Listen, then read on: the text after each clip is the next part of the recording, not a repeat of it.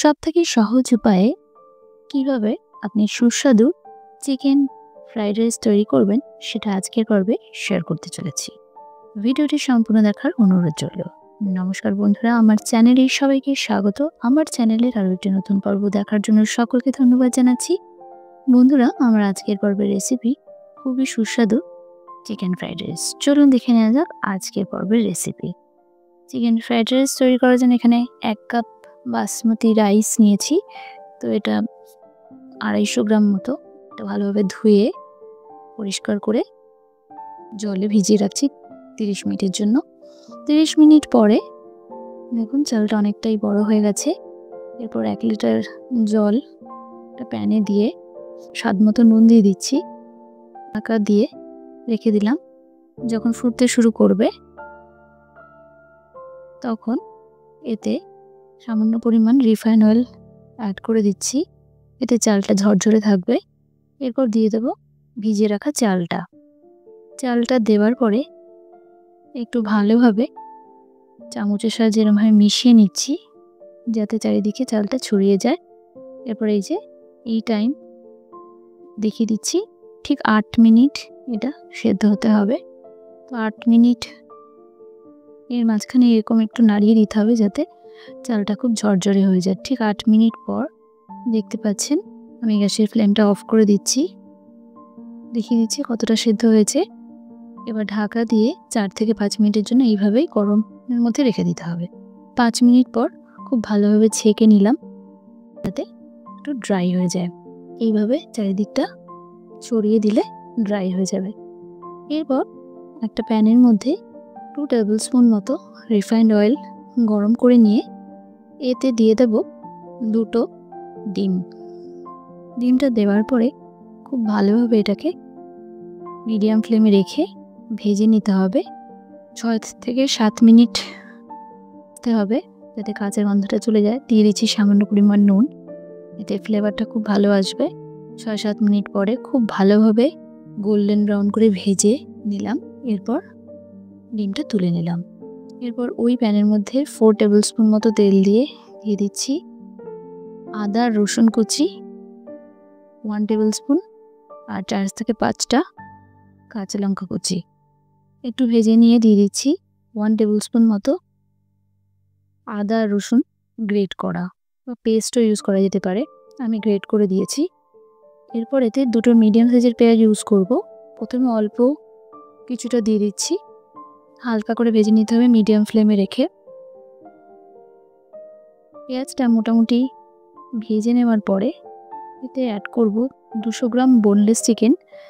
এটা soya sauce আর আদা রসুন পেস্ট দিয়ে একটু ম্যারিনেট করে রেখেছিলাম 10 মিনিটের জন্য। এরপর 7 থেকে 8 মিনিট পরে এটা মোটামুটি সফট হয়ে গেছে। দিয়ে দিচ্ছি ব্ল্যাক পেপার, দিয়ে আবার একটু ভেজে নিচ্ছি। ঠিক 2 মিনিট পরে আবার বাকি পেঁয়াজটা এতে অ্যাড করে দিচ্ছি এবং সাথে দিচ্ছি ক্যাপসিকাম আর গাজর, এইভাবে একটু জুলিয়ান করে কেটে নিয়েছি। এরপর খুব ভালোভাবে মিশিয়ে নিয়ে 5 মিনিটের জন্য ঢেকে রান্না করে নিতে হবে। 5 মিনিট পরে সবজিগুলো আর চিকেনটা মোটামুটি সফট হয়ে গেছে। তো আরও একটু হলে ফ্লেভার ভালো আসবে, তাই ঢাকা দিয়ে আরও 2 মিনিটের জন্য রান্না করে নিতে হবে। 2 মিনিট পরে সবজি চিকেন সবই খুব ভালোভাবে সেদ্ধ হয়ে গেছে। এরপর রাইসটা দিয়ে দিচ্ছি, অল্প অল্প করে দিয়ে খুব সাবধানে মিশিয়ে নিতে হবে। তো রাইসটা পুরো দেওয়ার পরে এটা খুব সাবধানে মেশাতে হবে যাতে রাইসগুলো ভেঙে না যায়। এবং চারিদিক থেকে এইভাবে সয়া সস দিয়ে দিচ্ছি 2 টেবিল স্পুন মতো সয়া সস আমি এইভাবে চারিদিক থেকে দিয়ে দিচ্ছি। এবার খুব ভালোভাবে মিশিয়ে নিতে হবে। এরপর দেব 1 টিস্পুন মতো ব্ল্যাক পেপার। এরপর দেব ভেজে রাখা ডিমগুলো অল্প অল্প করে দেব আর খুব ভালোভাবে রাইসের সাথে মিশিয়ে নিতে হবে। ভালোভাবে মিশিয়ে নেওয়ার পরে বাকিটাও দিয়ে দিচ্ছি। এরপর আবারও ভালোভাবে মিশিয়ে নিলাম। এরপর দিয়ে দেব 1 টেবিল স্পুন মতো ভিনিগার আর খুবই সামান্য নুন দিচ্ছি যদি প্রয়োজন হয়।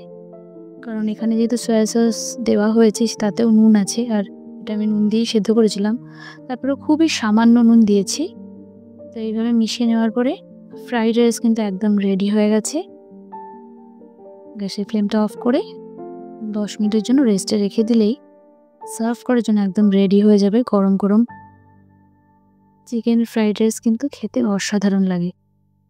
তো এইভাবে রেসিপিটা খুব সহজভাবে দেখানোর চেষ্টা করেছি।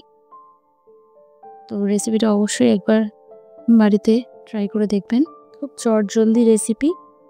আপনার চটজলদি ভালো কোনো কিছু খেতে ইচ্ছে করলে এইভাবে তৈরি করে নিতে পারেন চিকেন ফ্রাইড রাইস। এটা অত্যন্ত সুস্বাদু একটি ডিশ। রেসিপিটি অবশ্যই বাড়িতে একবার ট্রাই করে দেখবেন। রেসিপিটি কেমন লাগলো সেটা আমাকে কমেন্ট সেকশনে জানাবেন। রেসিপিটি যদি ভালো লেগে থাকে তাহলে ভিডিওটিতে একটা লাইক দিয়ে দেবেন এবং সকল বন্ধুদের সাথে শেয়ার করবেন। আপনি যদি আমার চ্যানেল মনের ফ্লেভার্সে প্রথমবারের মতো ভিজিট করে থাকেন তবে অবশ্যই চ্যানেলটিকে সাবস্ক্রাইব করবেন এবং পাশে থাকা বেল আইকনে ক্লিক করে দেবেন যাতে পরবর্তী রেসিপিগুলো আপনি দেখতে পারেন। ভালো থাকবেন, সুস্থ থাকবেন। আগামী পর্বে আবারও দেখা হবে নতুন নতুন আরও এইরকম ইউনিক রেসিপির সাথে। ততক্ষণের জন্য নমস্কার।